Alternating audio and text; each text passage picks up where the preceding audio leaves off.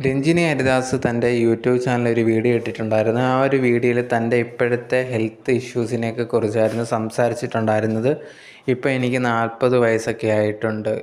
ഞാൻ കല്യാണം കഴിക്കുകയോ കുട്ടികളോ ഒന്നും തന്നെയില്ല.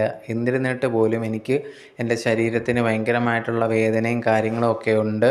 രാത്രിയൊക്കെ ആകുമ്പോഴത്തേന് ഷോൾഡറിനൊക്കെ ഭയങ്കര വേദനയാണ്. എനിക്ക് കിടന്നുറങ്ങാൻ പോലും പറ്റുന്നില്ല.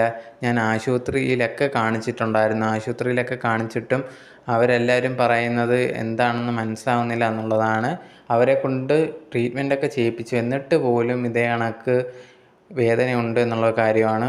പണ്ടൊക്കെ അമ്മ എൻ്റെ അടുത്ത് പറയുമായിരുന്നു ഇതേ കണക്ക് ശരീരത്തിന് വേദനയൊക്കെ ഉണ്ട് എന്നുള്ള രീതിയിൽ. ആ സമയത്ത് ഞാൻ ഭയങ്കര പുച്ഛിച്ചിട്ടുണ്ടായിരുന്നു. പക്ഷേ ഇപ്പോഴ് ആ ഒരു കാര്യം ആലോചിക്കുമ്പോൾ എനിക്ക് ഭയങ്കരമായിട്ട് കുറ്റബോധമാണ് തോന്നുന്നത്. എനിക്ക് തന്നെ ഇതേ കണക്ക് ഭയങ്കര വേദനയാണെങ്കിൽ ഇതുപോലെ പ്രഗ്നൻസി കുട്ടികളൊക്കെ ഉണ്ടായിട്ടുള്ള ആ ഒരു സ്ത്രീകളെ ഓർക്കുമ്പോൾ ഭയങ്കര ഒരു ബഹുമാനമാണ് തോന്നുന്നത്. അവർക്ക് എന്തുമാത്രം വേദന ഉണ്ടാവും എന്നുള്ള രീതിയിലും രഞ്ജിനി പറഞ്ഞിട്ടുണ്ടായിരുന്നു.